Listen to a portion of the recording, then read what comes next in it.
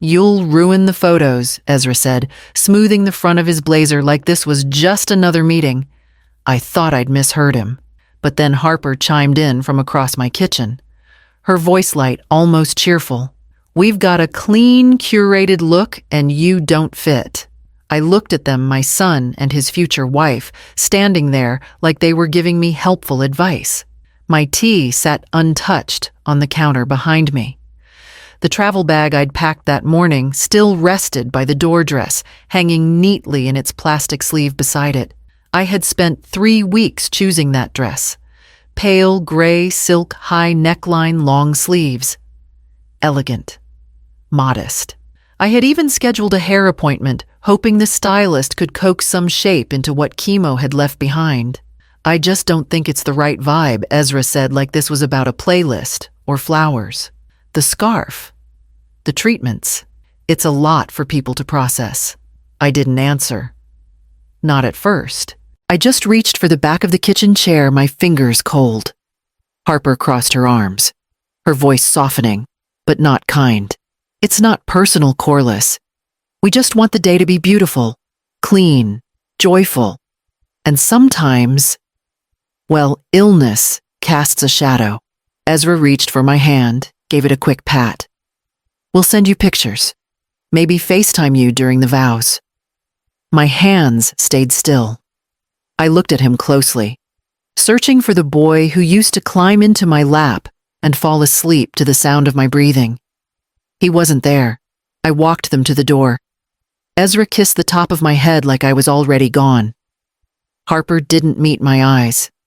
I thanked them for being honest. Then I shut the door, locked it, turned the bolt twice. I didn't cry. I walked to the hall closet and pulled out the green envelope I had hidden beneath a stack of winter scarves. I placed it on the table and sat beside it in silence. Now I knew exactly what to do. I walked back to the bedroom, the green envelope still in my hands, my breath steady but shallow. The floor creaked beneath me. Old wood, honest and worn, like everything else I'd kept. I knelt slowly by the linen chest at the foot of my bed and opened the bottom drawer, the one lined with quilted fabric stitched by my mother's hands. Beneath folded sheets and a crocheted throw, I found it. A second envelope, thicker beige, labeled in my handwriting, "In case." I sat on the edge of the bed and opened it gently, like I was unfolding a second life. Inside, 3 property deeds, each carefully notarized. One for this house bought in 1992 with a loan I paid off early. One for the duplex near downtown I'd rented out for years. And one for the little blue cottage near the lake still in my name.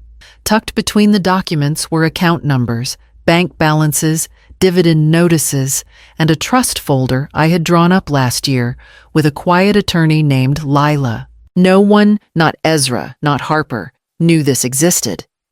I always thought it would be a surprise. A good one. Ezra would have inherited it all. That was the plan. My quiet legacy built from clipping coupons, selling hand-knit shawls at the church fair, and saying no to every indulgence except a second cup of coffee on Sunday mornings. But now I opened the notepad beside me and drew a line through his name. Below it, I started a list, carefully, methodically. Organizations I believed in, people who still called, women I'd known through volunteer work now running shelters or community farms. I paused at the bottom of the list, pen hovering. Then I wrote one more name, someone I hadn't spoken to in years, but who once said, "If they ever push you out, you come sit by me." I folded the list and slipped it into the envelope with the deeds. The future I built wasn't his anymore. Now it was mine to give. The next morning, I called Genevieve. She'd handled my estate years ago, back when Ezra was still kind to me, when every plan ended with his name. Her voice came through the line, warm but cautious. "Corliss, it's been a while. Everything all right?" "Not really," I said. "But it will be. I need to change my will." We met that afternoon at a small cafe off Bay Street, the kind with chipped mugs and slow service. I chose it because no one from Ezra's circle would ever walk in. Genevieve arrived in her usual pressed jacket, eyes sharp behind her glasses, and ordered 2 cups of black coffee before sitting down.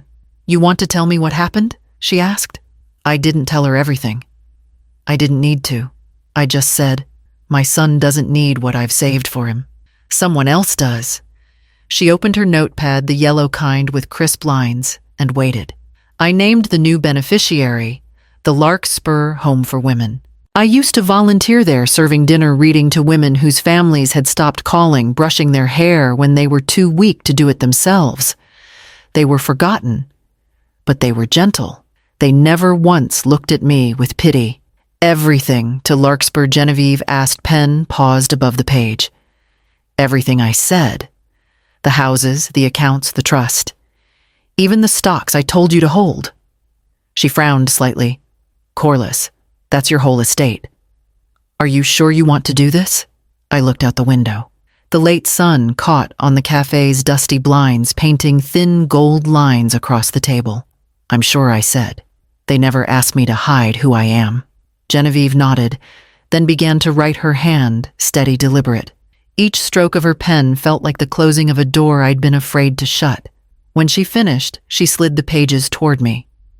I read every line, then signed my name. My hand didn't tremble. Genevieve folded the document, sealed it in her briefcase, and said quietly, "Then it's done." And just like that, the future was rewritten. The envelope came in the mail 2 weeks before the wedding, tucked between a grocery flyer and a utility bill. My name was written in a familiar looping script. Renee, my cousin on my father's side, the kind who still sent Christmas cards and whispered prayers over phone calls. Inside was a card printed on heavy cream stock, embossed with Ezra and Harper's names in delicate gold. No personal note. Just a short scribble at the bottom, in blue ink. I had extras. "Come if you can, but be discreet. I thought you should at least know when it is." I stared at it for a long time, fingers tracing the raised lettering. My name had never been removed from the guest list. It had simply never been spoken. I didn't go for Ezra. Not for the curated smiles or the perfect photographs they wanted. I went because I deserved to see what I had built, however broken it had become. On the morning of the wedding, I took my time. Bathed slow, steeped tea, dressed carefully. A soft gray suit, the one I used to wear to Sunday services. I chose it not for elegance, but for clarity. My scarf, deep blue with soft stitching, I tucked behind my ear the way my mother once did. The brooch at my collar was hers too, worn and missing a few stones, but still holding. Before I left, I reached for the 2 letters I'd placed in the small lockbox by the bed. One with Ezra's name, one with Harper's. Each sealed, deliberate final. I slid them into my purse and closed the clasp. Outside, the morning was warm. The cab arrived exactly at 9. I gave the driver the address Renee had underlined in the card and leaned back as we pulled away. I didn't need a front row seat or an apology. I only needed to see it for myself before everything changed. The vineyard stretched wide under a pale sky, rows of vines rolling like green waves toward the hills. A string quartet played softly near the aisle, and everything smelled faintly of summer soil and polished silver. I walked slowly through the crowd, unbothered by the looks from strangers who mistook me for a distant guest. The ushers guided me to a chair on the right side, 3rd row from the front. I sat quietly, smoothing the crease in my skirt. My hands rested in my lap, still and calm.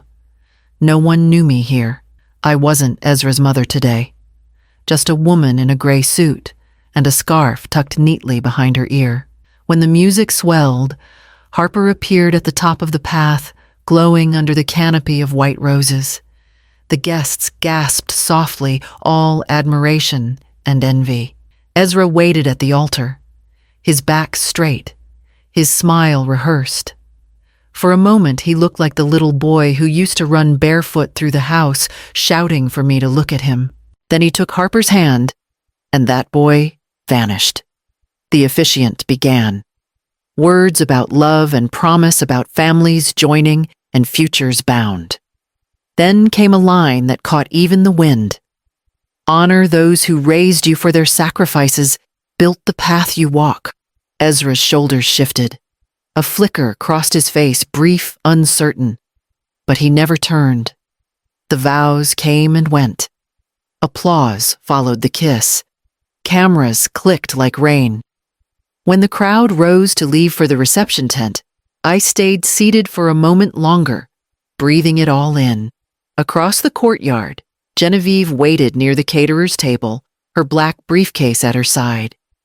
I caught her eye and gave a small nod. She crossed the lawn, heels pressing softly into the grass, and approached the couple as they smiled for photographs. Ezra saw her first. Confusion furrowed his brow. Harper tilted her head, a practiced smile frozen in place.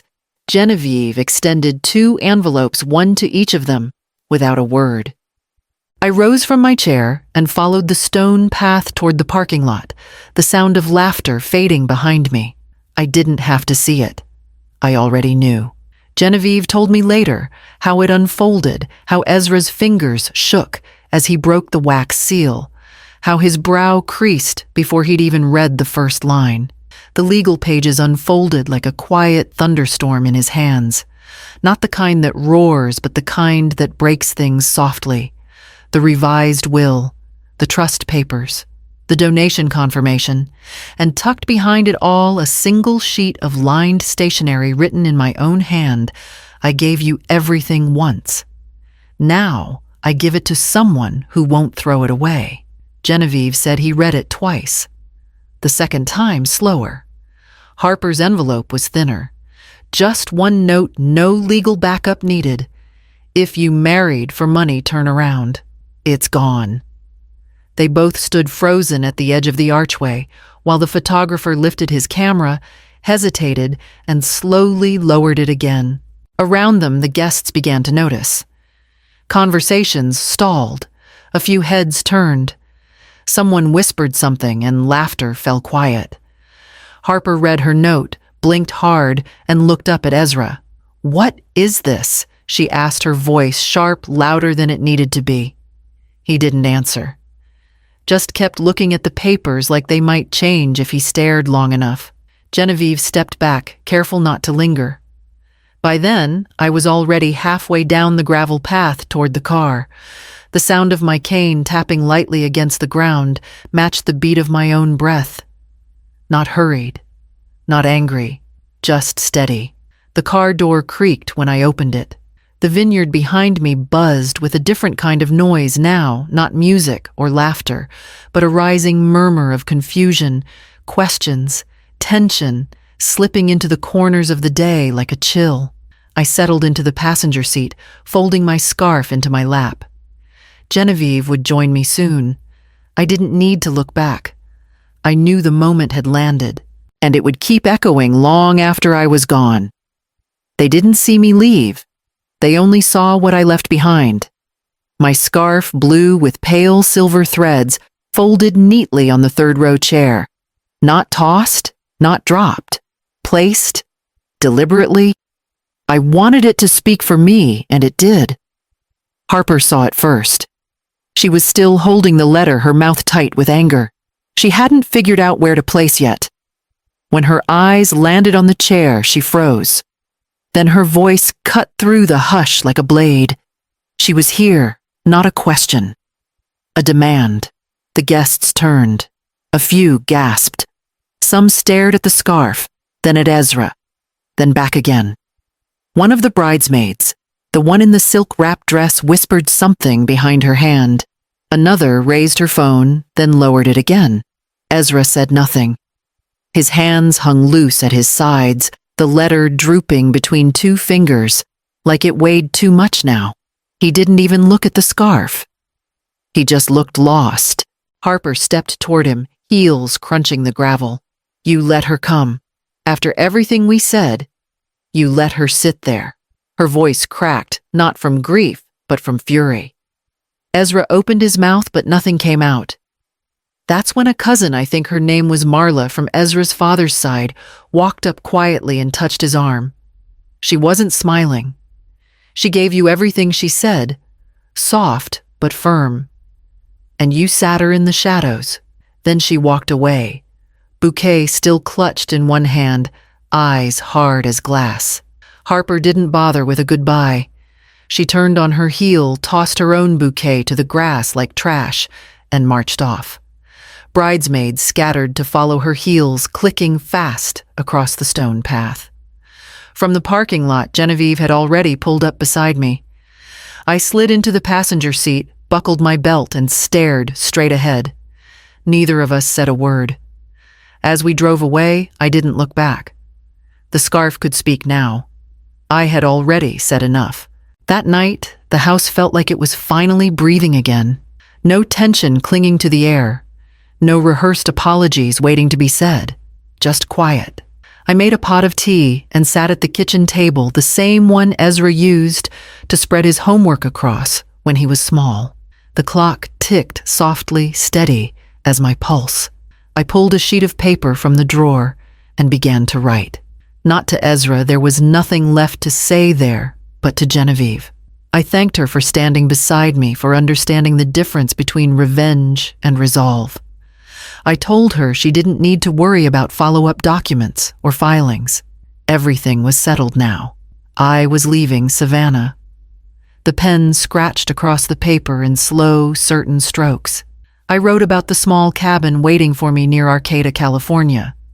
A friend from my teaching days had offered it years ago, saying it stayed empty most of the year, and I could have it if I ever wanted a change. I had tucked the note away back then, thinking I'd never use it. Now it felt like an open door. The money was gone where it needed to go. The will was done. The trust was closed. There was nothing left to manage, nothing left to protect. Just the life that was still mine. When I finished the letter, I folded it neatly and slid it into an envelope marked with Genevieve's name. I placed it by the teapot, where she'd find it when she came by in the morning to collect the final documents. Then I went to my bedroom, packed one small suitcase, some clothes, my mother's brooch, a few books, and the photograph of me holding Ezra as a baby. That was all. The next day, I booked a one-way ticket to San Francisco and a bus north to Arcata. No return date. I didn't see the article myself. It was Genevieve who mailed me the clipping tucked inside a plain envelope with no note. Just the folded page from the Savannah Courier dated 3 weeks after I left. The headline read, "Larkspur Home Expands with Major Gift from Local Resident." Beneath it, a photograph. Me standing beside the director of the shelter, hands clasped, smiling softly as I handed over the final paperwork. I don't remember the camera flash. I only remember the warmth of her hands when she said, "You have no idea what this means." They named the Annex Massey House after my mother. That was never part of the deal. It was their choice. The sign was already up by the time the ribbon was cut. The article didn't mention Ezra, but the caption under the photo did enough. She gave everything they didn't want. Genevieve told me he tried. Filed a motion to contest the trust. Claimed mental duress. Alleged fraud. Even suggested I had been manipulated by outside influences, his exact words. The judge dismissed it within a week. He left a voicemail for Genevieve after that. Said he was ready to talk. Said he didn't realize how hurtful things had gotten. He used the word misunderstanding 3 times. That's the word people use when they don't want to admit something was intentional. Genevieve never called him back. She sent the voicemail transcription to me along with the envelope he'd mailed unopened. She didn't even break the seal. He had the chance to speak with you, she said, and he chose a different kind of silence. I kept the clipping, but not out in the open. It sits folded in a drawer with the old scarf, the one I left behind at the vineyard. I think that's where it belongs. 2 quiet reminders of what was and what no longer has a place in my life. Now I only carry what I choose. The rest can stay folded and still. The fog comes early here. It slips through the trees and curls around the porch rail like it's come home to rest. I sit with my tea wrapped in an old cardigan, listening to birds I haven't learned the names of. Some days they land close enough to see the glint in their feathers. Other days I only hear them calling, moving on. The cabin is small, but enough. The porch doesn't have a name. No brass plaque, no mailbox with painted numbers. Just a path worn into the grass and a screen door that creaks like it remembers other people's stories. No one here knows mine. The woman who owns the co-op down the road calls me Miss Corliss and always puts aside a loaf of the walnut rye I like. The mailman waves. My neighbor, a retired marine biologist, asks if I've seen the fox again. I haven't. But I say I hope he's still out there hiding just enough to stay free. Every Tuesday, I walk into town and buy what I need. Bread tea, maybe a new pair of wool socks if the mornings are colder than expected. On Thursdays, I write letters not to be sent, not to anyone in particular. Just words I want out of my head, folded neatly and placed in a wooden box near the bed. Sometimes I write about the scarf I left on the chair. Sometimes about the way Ezra used to laugh before he learned how to measure people's worth in photographs and seating charts. But mostly, I write about the sound of fog, the taste of salt in the air, the way silence here feels clean, not empty. No one has asked me where I came from, and I've never offered. Not because I'm hiding, but because I've finally arrived somewhere that doesn't demand an explanation. The past can stay folded in drawers. The present fits in the palm of my hand. This life isn't quiet because I've disappeared. It's quiet because I finally stopped asking permission to be still.